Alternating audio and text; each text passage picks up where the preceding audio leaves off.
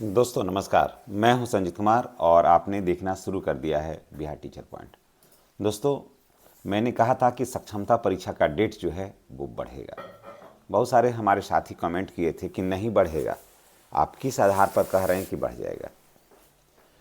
और एक ने तो ये भी कहा कि शिक्षक ने कहा कि चाचा अगर नहीं बढ़ा तो हमने कमेंट किया कि नहीं बढ़ा तो कोई टेंशन नहीं है। लेकिन नहीं कैसे बढ़ेगा? किसी को लगता होगा कि सक्षमता परीक्षा राज्यकर्मी के दर्जा प्राप्त करने के लिए, कुछ लोगों को लगता होगा, लेकिन सच्चाई यह है कि सक्षमता परीक्षा राज्यकर्मी का दर्जा प्राप्त करने के लिए नहीं है। राज्यकर्मी बन जाने के बाद मिला क्या है, ये बात को थोड़ा अध्ययन तो करिए, समझिए तो, इसको परखिए तो कि राज्यकर्मी के दर्जा विशेष शिक्षक बनने के बाद मिला क्या? कुछ भी तो नहीं। अगर समझदारी हो तो समझ रहे होंगे, मिला तो कुछ भी नहीं। लेकिन सरकार धीरे धीरे अपने मकसद में कामयाब होना चाहती है, समझ गए? लोगों को नियोजित से बाहर निकालना चाहती है। ऐसा नहीं कि दलदल से बाहर निकालना चाहती है, नहीं, एक बेहतरीन जगह से निकाल करके दलदल में रख देना चाहती है कि वहाँ जाएंगे लोग तो फंसे के फंसे रह जाएंगे। और दोस्तों, थोड़ा बहुत नहीं बढ़ाया डेट, जो तो है थोड़ा बहुत नहीं बढ़ा है, एक ही बार बढ़ा 24 तारीख तक। सोचिए, अरे 2-4 दिन बढ़ता डेट मानते हैं बढ़ना था तो लेकिन एक ही बार बढ़ा दिया, कितना? 24 तक, क्योंकि आवेदन आया नहीं। और फिर जो आवेदन करते हैं उसमें भी बहुत से लोग परीक्षा नहीं देते हैं, कुछ पारिवारिक कारणों से, और कुछ जानबूझ कर आवेदन कर देते हैं कि कुछ सेवाएं में सुधार होगी, करेगी सरकार, कुछ घोषणाएं करेगी, सेवा निरंतरता वगैरह ऐड करेगी तो देंगे परीक्षा, नहीं तो नहीं देंगे। बहुत सारे ऐसे भी शिक्षक हैं, 10% ऐसे भी शिक्षक हैं जो फॉर्म भरते हैं लेकिन एग्ज़ाम देते नहीं हैं। वो एडमिट कार्ड भी निकालते हैं, एडमिट कार्ड निकाल लेता है, सब कुछ आ जाता है, हाथ में एडमिट कार्ड रखते हैं, डायरी में उनका एडमिट कार्ड रहता है, उलट पुलट के एडमिट कार्ड को देख लेते हैं, फिर देते नहीं हैं, एग्ज़ाम ही नहीं देते हैं। ये भी सरकार के पास चिंता का बड़ा कारण है कि निकल नहीं रहा है, तो अब क्या करें? अब क्यों? अब सवाल ये है कि सरकार क्यों सबको सक्षमता परीक्षा दे करके निकालना चाहती? क्योंकि सरकार बहुत बड़े वित्तीय लाभ से, वित्तीय बोझ से बचना चाहती है, लाभ से वंचित कराना चाहती है शिक्षकों को, और वित्तीय बोझ से बचना चाहती है, समझ गए? इसलिए सरकार चाहती है कि नहीं, किसी भी कीमत पर नहीं है, क्योंकि शिक्षकों के प्रति, अब देखिए, माननीय मुख्यमंत्री नीतीश कुमार जी एकदम बिल्कुल क्लियर व्यक्ति हैं, लेकिन साथ में अन्य कार्य कर रहे जो पदाधिकारी लोग हैं उनकी नीति साफ नहीं है, स्पष्ट नहीं है। इसके वजह से ये सब खामियाजा जो है वो भुगतना पड़ रहा है। और सक्षमता परीक्षा का डेट बढ़ा भी है, 24 तक है। अगर किन्हीं को लगता है कि सक्षमता दें तो 24 तक आप दे सकते हैं, दे करके जा करके ज़रा देख लीजिए कि क्या हालत है वहाँ, तब आप लोगों को पता चलेगा। लेकिन दोस्तों, सक्षमता परीक्षा ना देना ही ज़्यादा श्रेष्ठकर रहेगा। और जो लोग सोचे हैं कि अब ना दें वो ज़्यादा बेहतर है, समझ गए? हर चीज़ जो है ना वो नियोजित शिक्षक रहते ही मिल रहा है, तो कहीं और जाने की ज़रूरत क्या है? अब हम बताते हैं आपको कि सक्षमता परीक्षा के लिए सरकार इतना प्रयासरत क्यों है। ये 3 मुख्य बिंदु को आप जान लीजिए, सिर्फ 3 है, इसके सिवा सक्षमता का कोई अर्थ नहीं है। अगर आप सहमत होंगे तो कमेंट करके बताइएगा। सिर्फ 3 बिंदु पर फोकस कर रही है सरकार, सिर्फ 3 ही है।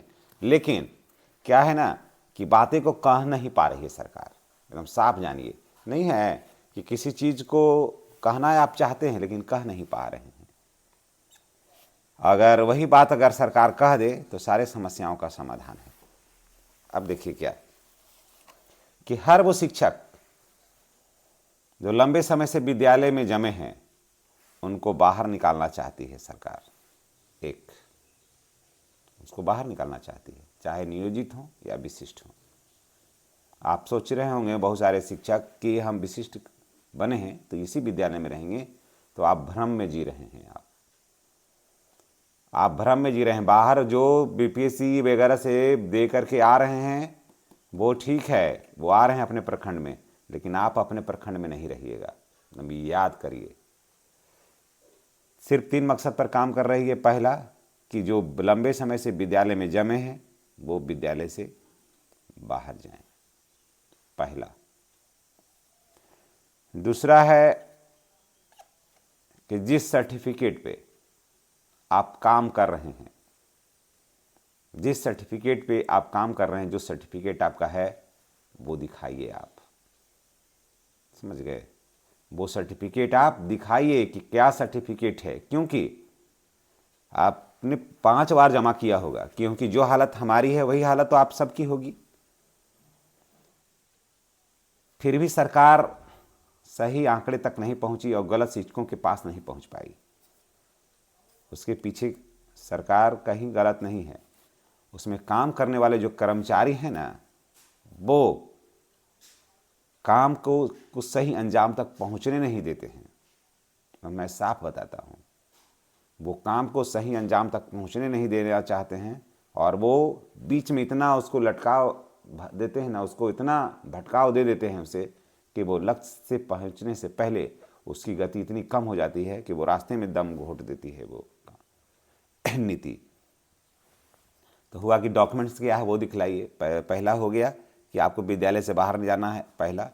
दूसरा कि आप किस सर्टिफिकेट पर काम कर रहे हैं वो। फिर तीसरा, अगर नियोजित शिक्षक रहेंगे, अगर नियोजित शिक्षक रह गए विद्यालय में, मैंने नहीं दिए, या 1000 पूरे बिहार में 1000 भी नियोजित शिक्षक रह गए और जिनकी सेवा 8 से 10 साल बची है, सरकार को सब कुछ देना पड़ेगा। और जब नियोजित शिक्षक को देना पड़ेगा तो उन सबको देना पड़ेगा। जब नियोजित शिक्षक को देना पड़ेगा तो ये चीज़ें सबको देना पड़ेगा, और एक भी नियोजित शिक्षक नहीं रहेंगे तो फिर वहाँ अपने हिसाब से एक नई नीति आएगी और वही लागू होगा, और बहुत कम पैसे पर, बहुत कम पैसा पर वहाँ पर काम करना होगा, जैसे अन्य राज्यों में हो रहा है। लेकिन सारा लड़ाई को मैं बिहार के नियोजित शिक्षकों के नेताओं को और नियोजित शिक्षकों को मैं धन्यवाद देता हूँ कि उन्होंने लड़ाई को अंजाम तक पहुँचाया है। और अब जब वो फलीभूत होने के कगार पर है, जब उससे फल प्राप्ति होने के कगार पर है, तब बहुत सारे साथी जो हैं वो इधर से छोड़ कर वहाँ जा रहे हैं इस अंधे दौड़ में कि वहाँ शायद कुछ होगा। लेकिन सच्चाई है कि यही है, अपने घर में है, जिसमें बैठे हैं ना वहीं है, वहाँ कुछ भी है ही नहीं। बस यही 3 मकसद है और इसी के पीछे सक्षमता परीक्षा है। पहला, अपने लंबे समय से जमे हुए जो लोग हैं वो बाहर निकलें, डॉक्यूमेंट्स दिखाएं, और वित्तीय लाभ से सरकार शिक्षकों को वंचित करना चाहती है, समझ गए? और जब नए सिरे से सारा कुछ हो जाएगा, जब नए सिरे से सारा कुछ हो जाएगा, सब एक भी नियोजित नहीं रहेंगे, तो एक नया नीति लाने में आसानी होगा। और जो शिक्षक अगर नियोजित रह जाएंगे 1000 भी, तो वो विशिष्ट शिक्षकों को भी फायदा है, प्रधान शिक्षकों को भी फायदा होगा, बीपीएससी वालों को फायदा होगा। लेकिन वही लोग कटाक्ष करते हैं नियोजित शिक्षक पर, जबकि ये सोच समझ के काम कोई कर रहे हैं, और वही लोग कटाक्ष करते हैं कि परीक्षा देने से डरते हैं, देना नहीं चाहते ये। लेकिन उनकी अपनी कोई सोच और अपनी समझ नहीं है, वो समझ नहीं रहे इस बात को। तो दोस्तों, इसी के साथ मैं आपसे विदा लेता हूँ। अगर आप नियोजित हैं तो ज़्यादा बेहतर है। अगर हम एक ही चीज़ पूछते हैं कि अगर नियोजित खराब है, नहीं है नियोजित अच्छा, तो आखिर प्रमोशन के लिए इतना अफरा तफरी पहले नियोजित को करने के लिए क्यों परेशान है सरकार? लेटर ताबड़तोड़ क्यों निकल रहा है ना? अगर गलत ही है तो नहीं निकलना चाहिए था। वरीयता के लिए नियोजित शिक्षकों को ढूंढा जा रहा है टॉर्च बार बार के, कि कौन कौन नियोजित शिक्षक वरीय हैं, पहले उनका रजिस्टर में ऊपर रखिए आप। क्यों? एपीएफ का लाभ जो है वो बार बार अभी देख रहे होंगे अखबारों के माध्यम से, सोशल मीडिया के माध्यम से, कि नियोजित शिक्षकों को एपीएफ का लाभ नियुक्ति तिथि से मिलेगा। अगर गलत है तो फिर चर्चा क्यों हो रही है? अगर गलत है तो चर्चा नहीं होना चाहिए था ना, फिर चर्चा क्यों हो रही है? विशिष्ट शिक्षा का नहीं हो रहा कि एनपीएस का लाभ मिल जाना चाहिए नियुक्ति तिथि से, नहीं कोई कहता है। तो समझिए तो सही, इस बात को समझने का प्रयास करिए। अगर यही बात थी तो एक थोड़ा और भी समझ लीजिए हट करके। 2022 में जो शिक्षक हैं, 2022 में जो शिक्षक हैं थे, नियोजित चले गए सब बन के कहाँ, विशिष्ट। वेतन कम मिल रहा है बीपीएससी वाले से। सोचिए, अगर विशिष्ट बन के वहाँ गए तो वेतन तो मिलना चाहिए उससे ज़्यादा, इसको फिर कम क्यों हो गया। इस बात को तो समझिए कि वहाँ है क्या, लेकिन बात को समझते नहीं, अंधाधुंध दौड़ रहे हैं। तो दौड़िए, दौड़ने से कौन रोकता है, कोई किसी को रोका है आज तक। इसलिए मैं यही कहूँगा कि सोच समझ के निर्णय लीजिए और जहाँ है वहाँ बने रहिए। बने रहने में ही भलाई है, बाकी फिर आपकी मर्जी। धन्यवाद। जय नियोजित शिक्षक, जय बिहार।